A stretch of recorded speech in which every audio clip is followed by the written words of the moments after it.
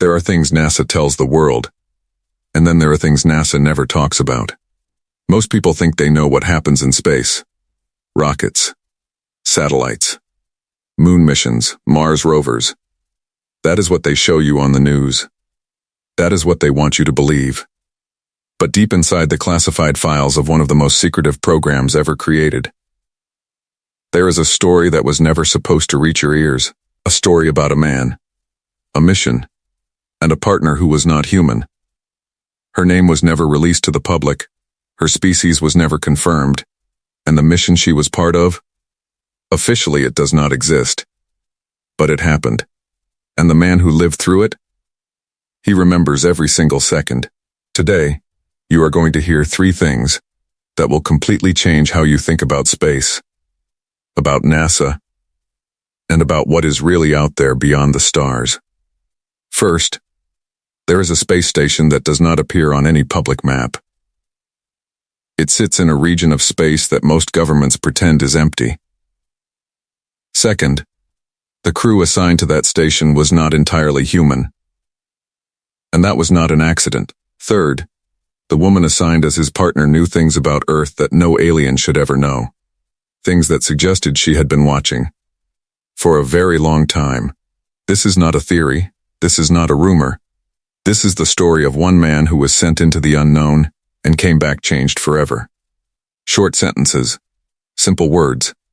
But nothing about this story is simple. Let me show you exactly how this happened. His name was Marcus Cole. He was 34 years old. He had dark hair, steady hands, and the kind of quiet confidence that made people trust him without knowing why. He had been with NASA for 11 years. He had completed 2 missions to the International Space Station. He had floated in zero gravity. He had watched Earth from above and felt something he could never fully describe. But nothing in those 11 years prepared him for the morning he received the call. It came on a Tuesday. Early, before the sun had fully risen over Houston, Texas. His phone buzzed on the nightstand and he picked it up without thinking. The voice on the other end was calm, professional, the kind of voice that does not waste words. Mr. Cole, report to Building 7. 6 a.m. Bring nothing. That was it. No explanation. No rank given. No name offered. Marcus had learned long ago that when NASA called like that, you did not ask questions. You showed up. You listened. And you kept your mouth shut until someone told you otherwise. He arrived at Building 7 at 5:58. The building was one he had passed 100 times but never entered. It sat at the far edge of the Johnson Space Center campus, separated from the main facilities by a long stretch of empty parking lot and a chain-link fence with no signage. Most people assumed it was storage, a maintenance hub, something boring and forgettable. Marcus had always felt something different about it. Something he could not name. The door opened before he could knock. A woman in a gray suit stood inside. She had short hair and sharp eyes, and she looked at him the way people look at something they have been waiting for. "Mr. Cole," she said. "Come in." Inside, the building was nothing like storage. The walls were lined with screens, maps, star charts, data streams that scrolled too fast to read. There were 6 other people in the room, all seated around a long table. All of them looked like they had been awake for days. Marcus sat down. Nobody introduced themselves. Nobody smiled. The woman in the gray suit stood at the head of the table and pressed a button. The lights dimmed. A single image appeared on the main screen. It was a space station, but not like any Marcus had ever seen. It was massive, far larger than the IS. Its structure was unusual, almost organic in the way its sections curved and connected. It had no solar panels that he could identify, no visible propulsion system, and it sat in a region of space that, according to the coordinates displayed beneath the image, should have been completely empty. "This," the woman said, "is Station Viridian." Nobody in the room reacted, which told Marcus that everyone else already knew. "It has been operational for 6 years, she continued. "It is not listed in any public NASA database. It does not appear in any international space registry. As far as the world is concerned, it does not exist." Marcus stared at the image. His mind was already running through questions. How was it powered? Who built it? How had it stayed hidden for 6 years? But the woman was still talking. Station Viridian is a joint operation, she said. Joint between NASA and a group of representatives from outside our planet. The room stayed silent. Marcus felt something shift inside his chest. Not fear exactly. Something closer to the feeling you get when you are standing at the edge of something enormous and you realize there is no going back. You mean, he said slowly, aliens. The woman looked at him without blinking. We prefer the term non-terrestrial partners, she said. But yes. She clicked to the next slide. It showed a figure. Humanoid but not human. Tall. Slender. Skin that was almost white like polished bone. Long silver hair that seemed to catch light that was not there. Eyes that were dark. Fully dark.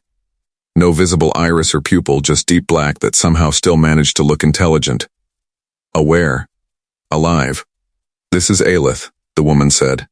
She is a representative of a species we have been in contact with for approximately 9 years. She has been stationed aboard Viridian for the past 3. She is highly intelligent. She speaks English fluently. She is cooperative and mission-focused. She paused. She has also specifically requested a human partner for the next phase of the mission. Marcus looked at the image for a long moment. And you want that partner to be me, he said. She requested you specifically, the woman replied. That landed differently than anything else she had said. Marcus turned back to the image on the screen. The figure called Aelith stared back at him from across whatever distance separated that photograph from this room. Her expression was unreadable. But her eyes, those impossible dark eyes, seemed to hold something. Something patient. Something that had been waiting. Why me? Marcus asked. The woman in the gray suit glanced at the others around the table. A brief look, the kind that carries a whole conversation in half a second. That, she said, is one of the things you will find out when you get there. The briefing lasted 4 more hours. Marcus was told the basics. Station Viridian was located in a classified orbital position beyond the moon. Travel time using the classified propulsion system was approximately 18 hours. The mission duration was 90 days. His job was to work alongside Aelith on a research project that he would be fully briefed on upon arrival. He was told not to discuss the mission with anyone. Not his family. Not his colleagues. Not even other NASA personnel who did not already know. He was told that if he chose not to accept, he would be reassigned to a desk position, and the conversation would be classified. He would never speak of it. He would never ask about it. And he would spend the rest of his career wondering what would have happened if he had said yes. Marcus did not need long to decide. He said yes. 3 days later, he was on a transport unlike anything he had ever seen. Sleek. Silent. No windows in the passenger section. Just a seat, a harness, and the low hum of something powerful moving beneath him. 18 hours later, the door opened, and Marcus Cole stepped into Station Viridian. The first thing he noticed was the air. It was clean. Cleaner than any recycled station air he had ever breathed. It smelled faintly of something he could not identify. Not unpleasant, just different. Like rain on a planet that was not Earth. The second thing he noticed was the light. Soft. Slightly blue. It came from the walls themselves, not from fixtures or panels. The walls glowed gently, like something alive. The third thing he noticed was her. Aelith was standing at the end of the corridor, exactly as she had appeared in the photograph. Tall. Still. Silver hair loose around her shoulders. Dark eyes fixed on him with an expression that was impossible to read. She did not smile. She did not wave. She did not do any of the things humans do when they meet someone new. She simply looked at him. And then she said, in perfect, unaccented English, "You took longer than I expected." Marcus blinked. "The transport took 18 hours, he said. "I know," she replied. "I have been waiting 9 years." She turned and walked down the corridor without another word. Marcus stood there for a moment, his bag in his hand, the door sealed behind him, the soft blue light glowing all around him. He had no idea what she meant, but something told him he was about to find out. He followed her. And the 90 most extraordinary days of his life began. The station was bigger on the inside than it looked from the outside. That was the first thing Marcus could not explain. The exterior images had shown something large but finite. But walking through the corridors of Viridian felt like walking through something that had no end. Hallways branched into other hallways. Rooms opened into chambers that opened into spaces so vast they felt like they belonged outside, not inside a station. Elith walked ahead of him without looking back. She moved differently than a human. Not wrong. Exactly. Just precise. Every step placed with a kind of deliberate grace that made Marcus feel clumsy by comparison. She showed him his quarters first. A room that was simple but comfortable. A bed. A desk. A small viewport that looked out into open space. The stars outside were different here. Brighter. More of them. The kind of sky you only see when you are far enough from Earth that its light no longer drowns everything else out. You will sleep here, Elith said. Your meals will be provided.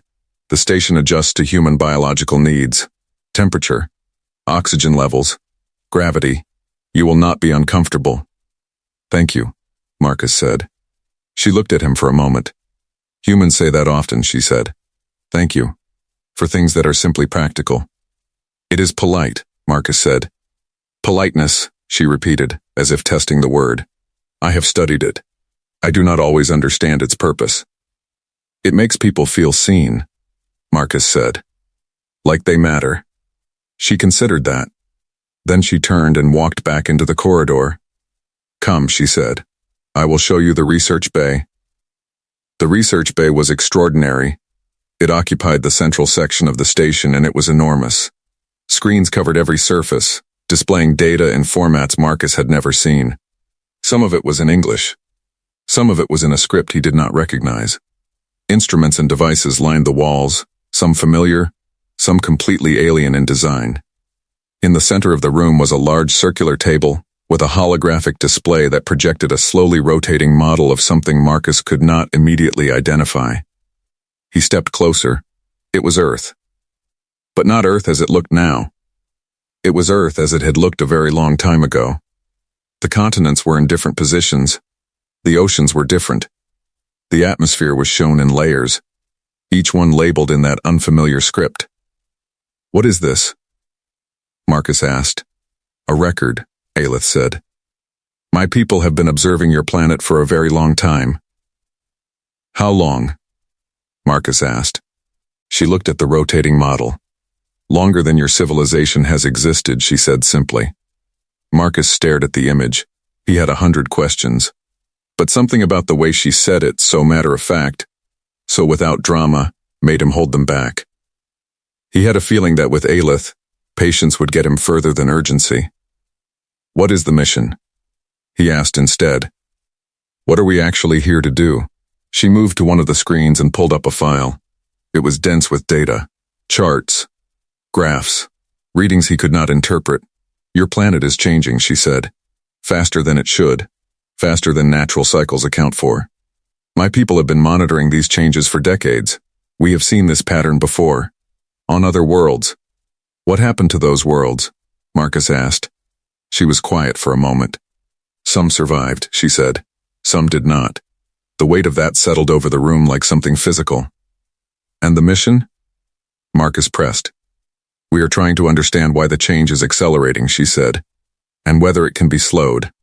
Your presence here is important because the data we are collecting requires human interpretation. There are things about your planet that my people can observe but cannot fully understand. Things that require someone who has lived there, who has breathed that air, who knows what it feels like to stand on that ground.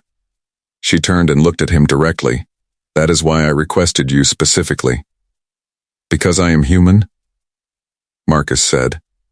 Because you are the right human, she said. She did not explain further. Not then, but over the days that followed, Marcus began to understand what she meant. They worked together every day.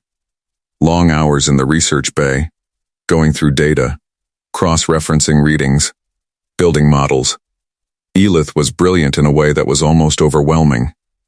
She could process information at a speed that made Marcus feel slow.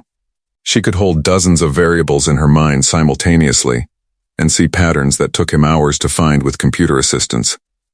But she needed him too. There were moments in the data where the numbers stopped making sense, where the patterns broke down, where something was happening that her models could not account for. And in those moments, she would turn to Marcus and ask him questions that seemed strange at first. What does it feel like when a storm is coming? What does the ocean smell like before it rains? What do humans feel when they watch the sunset? What does home mean? At first, Marcus thought the questions were irrelevant.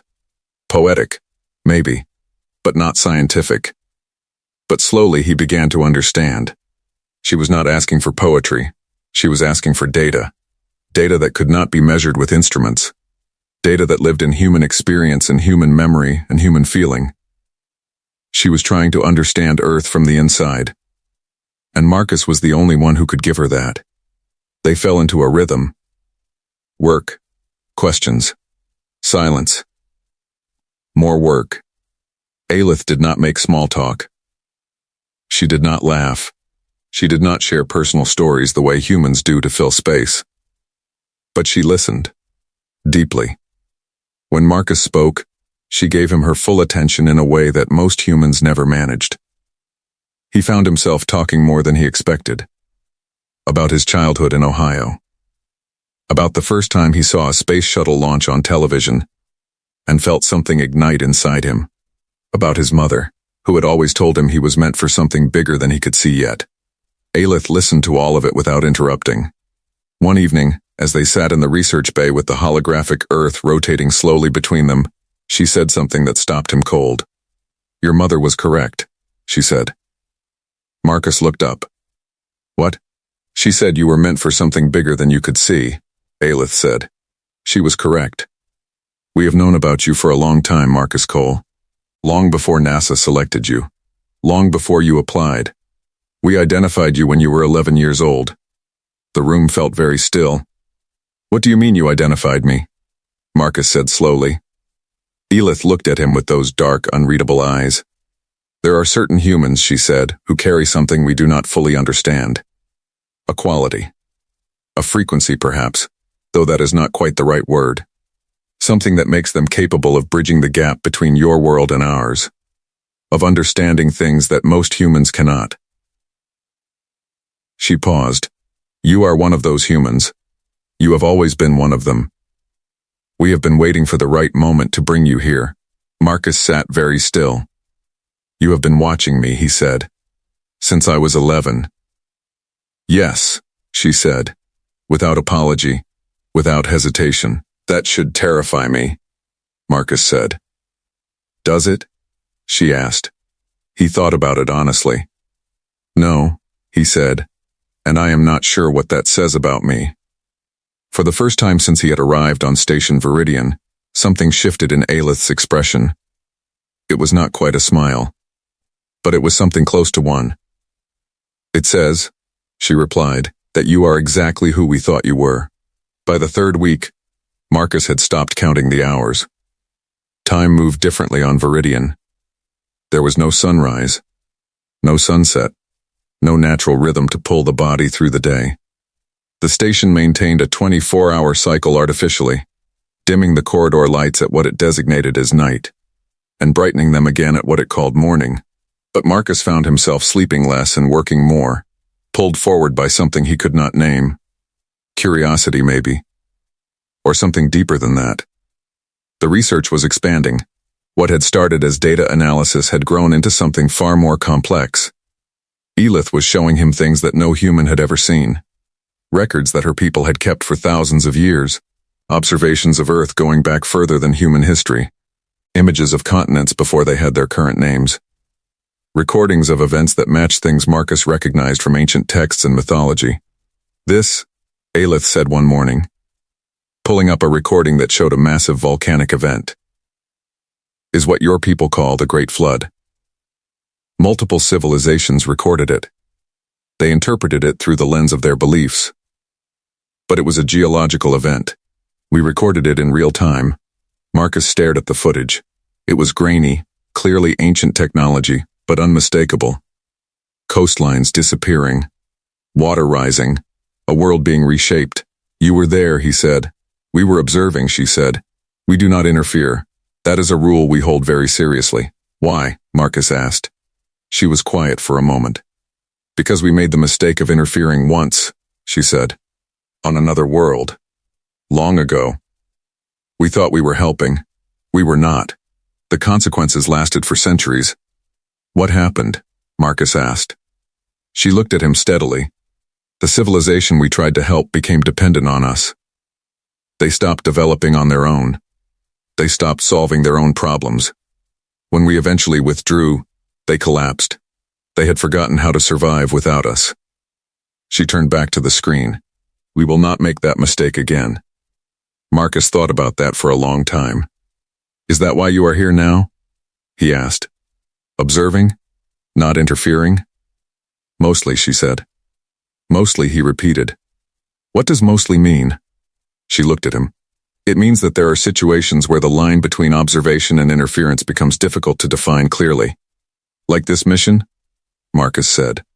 She did not answer directly, but the way she did not answer told him everything.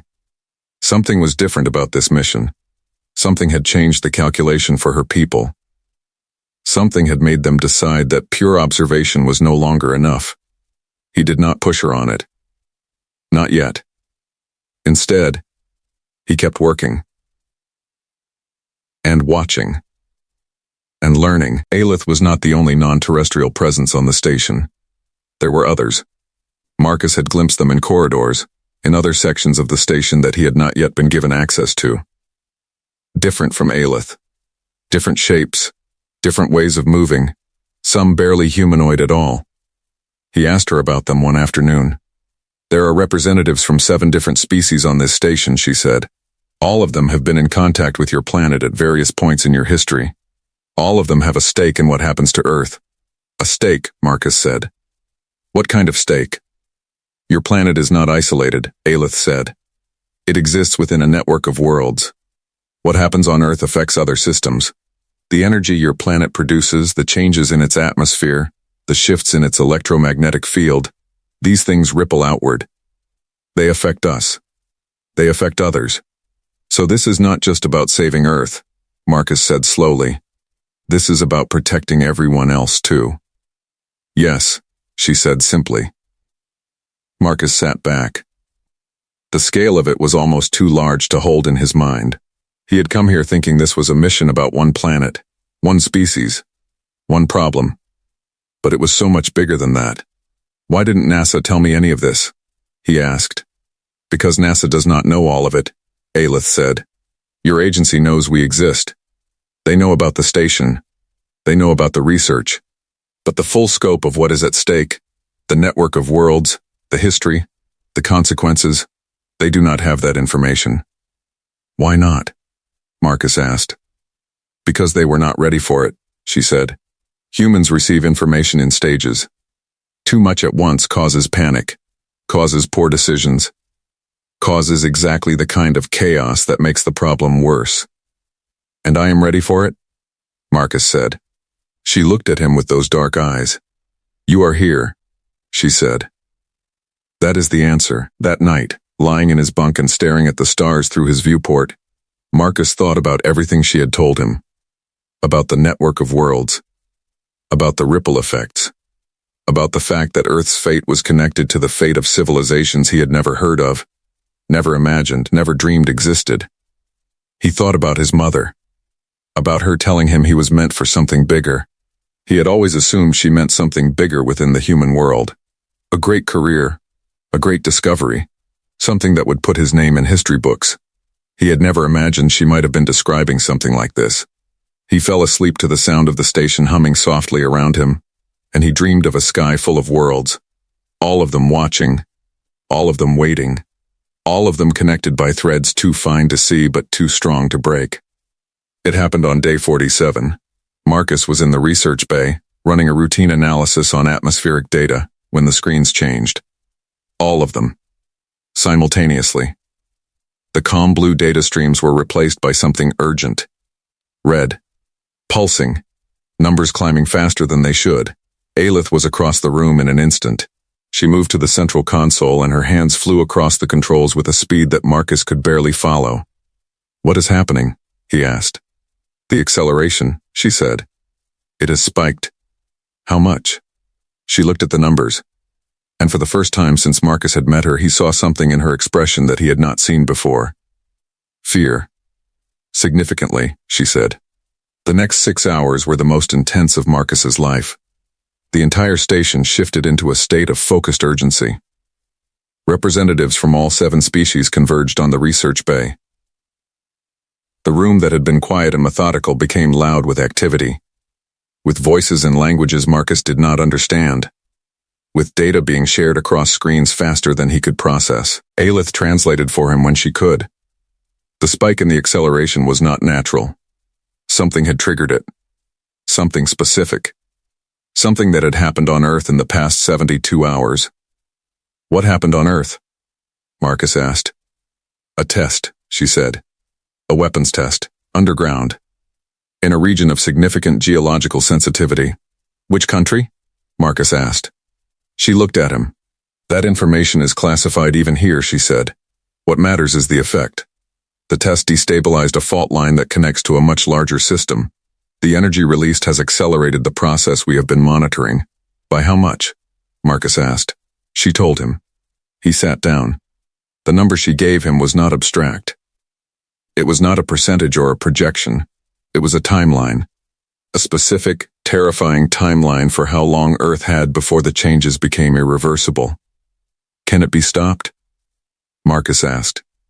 "That," Aelith said, "is what we are trying to determine." The debate that followed lasted hours. Marcus could not follow all of it, but he could read the room. He could see the disagreement.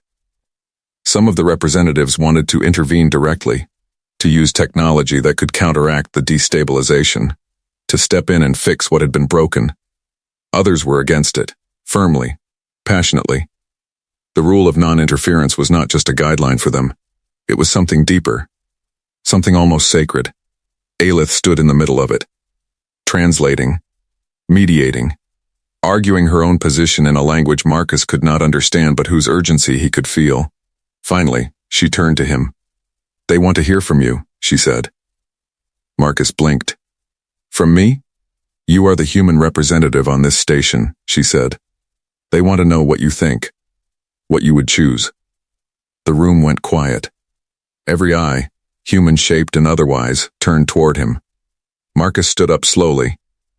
He thought about Earth, about the streets of Houston, about his mother's house in Ohio, about every person who had no idea this conversation was happening, about every child who would grow up on a planet that might not survive long enough for them to grow old.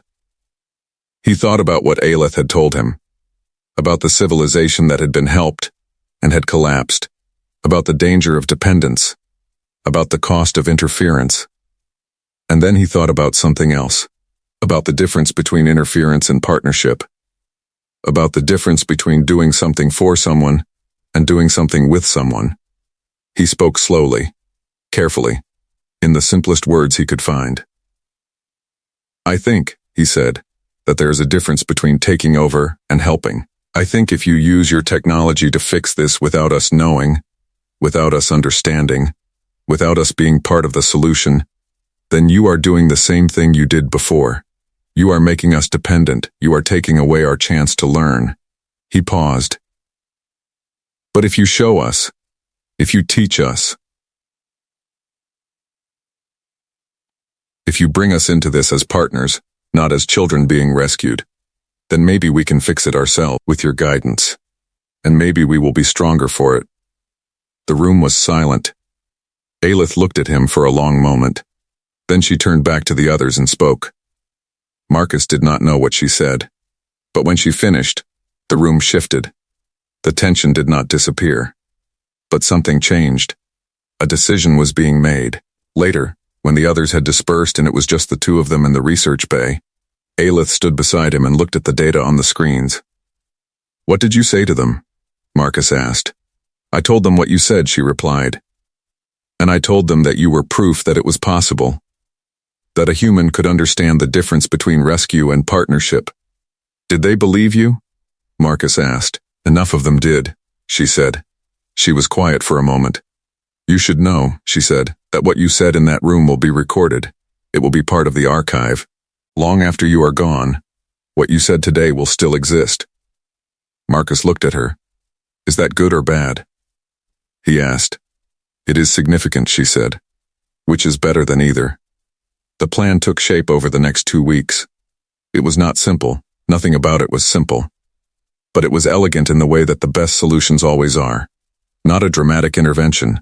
Not a technological override. Something quieter. Something that worked with the planet rather than against it. Elith's people had developed a method. A way of introducing specific frequencies into the geological system that would slow the destabilization without disrupting the natural processes already in motion. It was subtle. It would take time. And it required precise coordination between the station and specific points on Earth's surface. But here was the problem. The points on Earth's surface where the frequencies needed to be introduced were not in uninhabited wilderness. They were in populated areas. Cities. Industrial zones. Places where the introduction of the frequencies would require cooperation from human governments and institutions. And those governments and institutions did not know Station Viridian existed. We need someone to go back, Elith said one morning. Someone who can carry this information. Someone who can open the door between what we know here and what needs to happen down there. Marcus looked at her. He already knew what she was going to say. You want me to go back to Earth? He said. Yes, she said. And tell them what? Marcus said.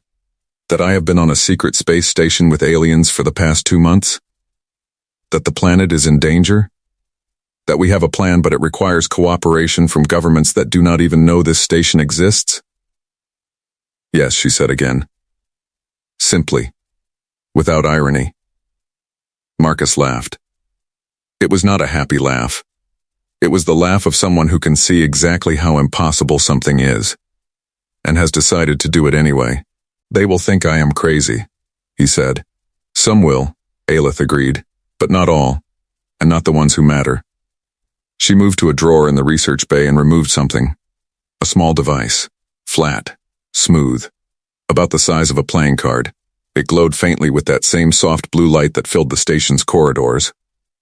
This contains everything, she said. All the data, all the recordings, all the evidence, in formats that your technology can read, in languages that your scientists can understand. Everything they will need to verify what you tell them, and to implement the plan. She held it out to him. Marcus took it. It was warm in his hand. Warmer than it should have been for something that looked like metal. Why does it feel warm? He asked. Because it is responding to you, she said. It is calibrated to your biology. Only you can access it. Only you can share it. Marcus turned it over in his hands. You planned this from the beginning, he said. This was always where the mission was going. Yes, she said. You could have told me, he said. Not angry. Just honest. Would it have changed anything? She asked. He thought about it. No, he admitted. Then it was better for you to arrive at this point naturally, she said. To understand everything before you were asked to carry it. Marcus looked at her. At those dark eyes that had seemed so unreadable when he first arrived, and now seemed to hold more than he could fully take in. I have one question, he said. Before I go. Ask it, she said. Why me? He said. You said you identified me when I was 11. You said I carry something. A frequency. A quality. What is it? What do I have that made you choose me? Elith was quiet for a long moment. You believe in people, she said finally. Not blindly, not naively, but genuinely. You have seen the worst of what humans do and you still believe they are capable of better. That is rarer than you know. In any species. She paused. The plan we are asking you to carry back requires people to trust each other. Governments to cooperate. Scientists to share. Institutions to be transparent. All of the things that humans find most difficult. She looked at him steadily. We needed someone who could walk into those rooms and make people believe it was possible. Not because of the data, not because of the device, but because of who they are, because of what they carry.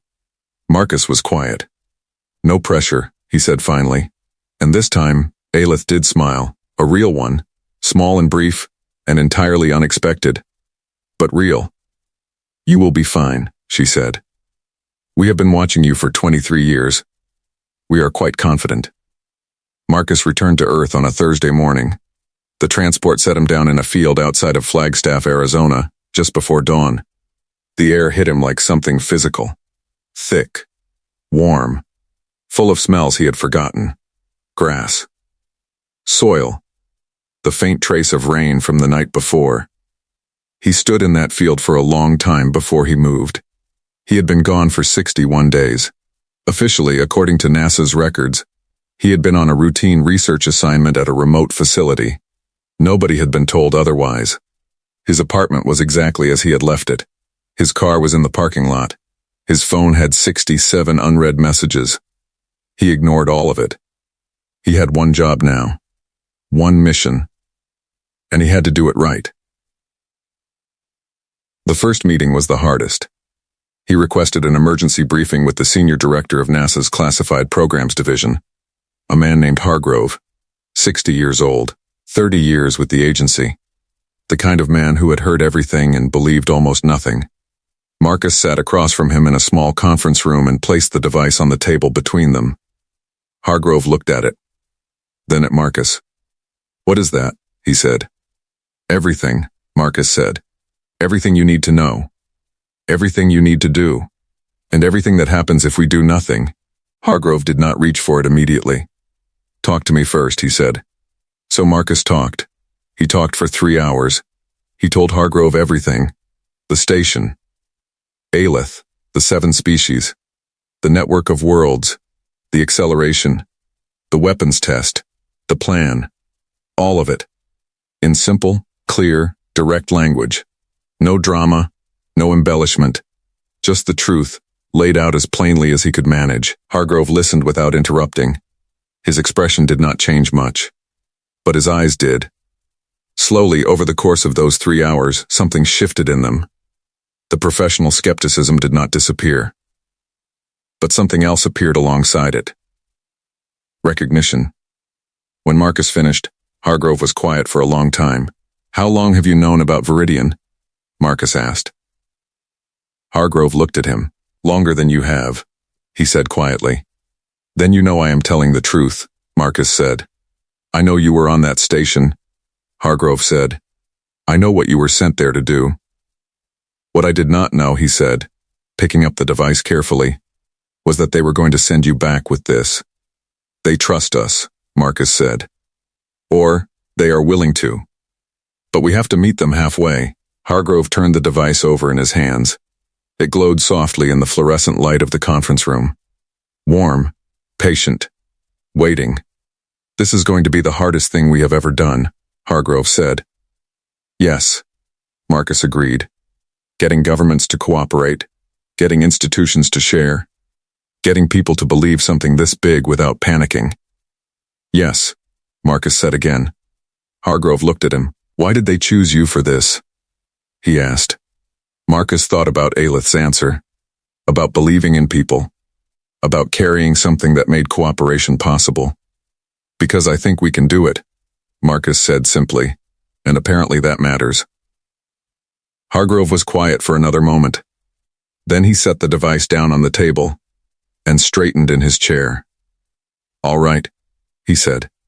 Let's get to work. The months that followed were unlike anything Marcus had ever experienced.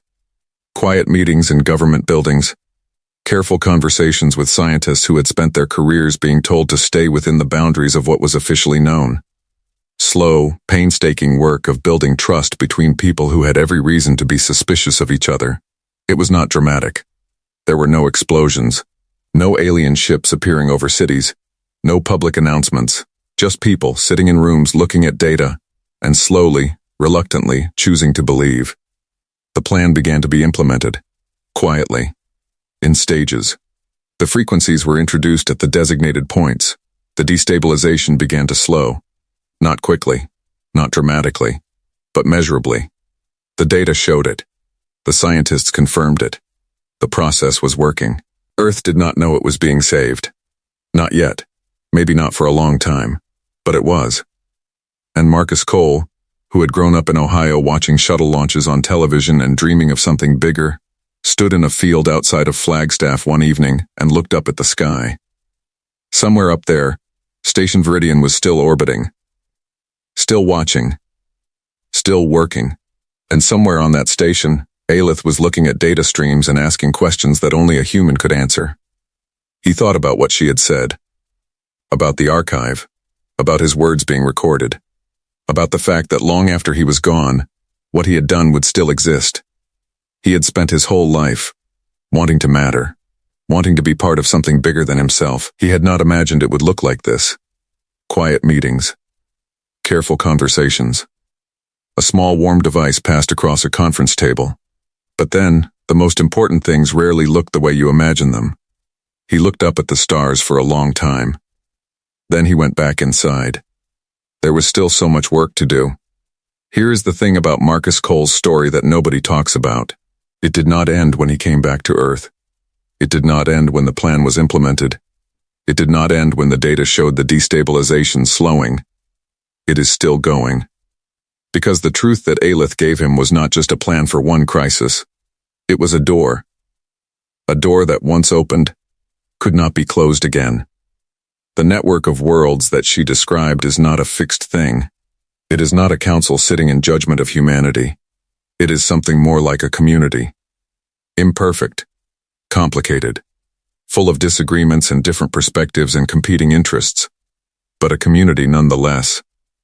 And humanity, for the first time in its history, had been invited to the table, not because they were powerful enough, not because they were advanced enough, but because one man, in one room, on one space station, had said something true, had articulated something that the other species in that room had needed to hear, had demonstrated that humans were capable of understanding the difference between being rescued and being partners.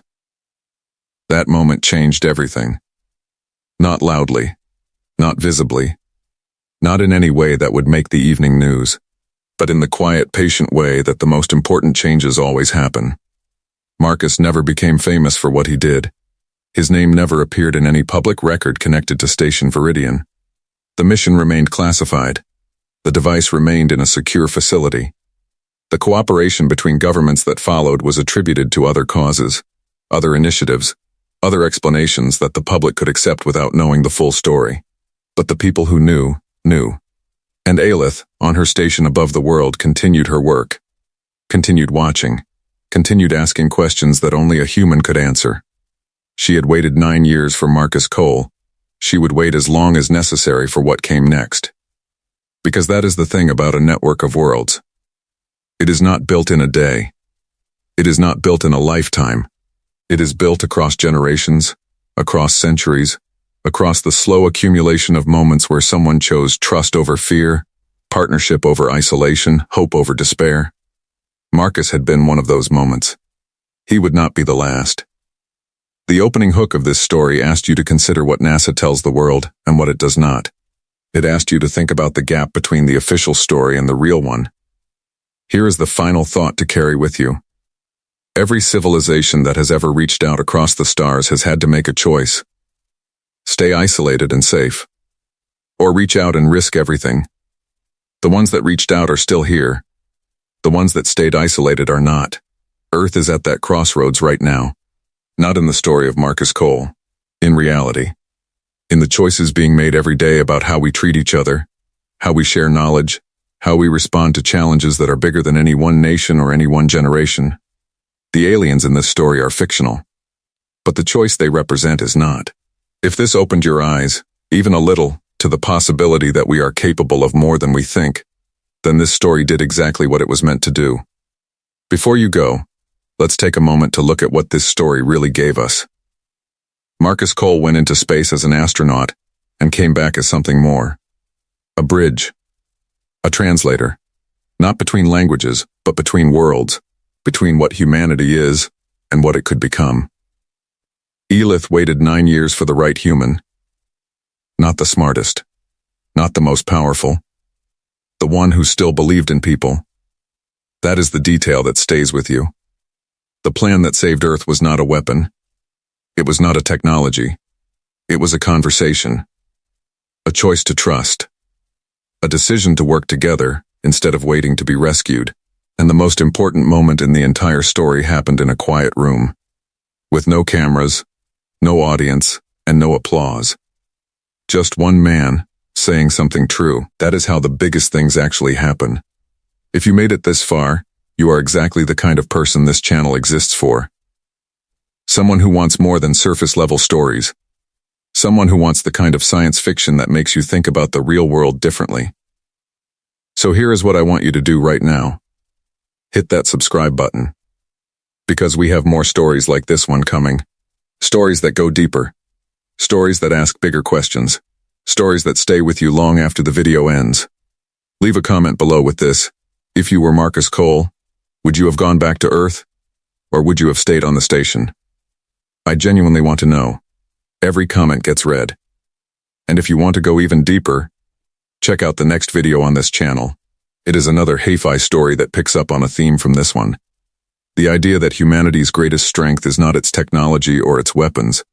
It is something much harder to define, and much harder to destroy. One specific question before you go. If an alien species had been watching you since you were 11 years old, because they believed you carried something special, what do you think that something would be? Think about it. Drop your answer below. We will see you in the next one.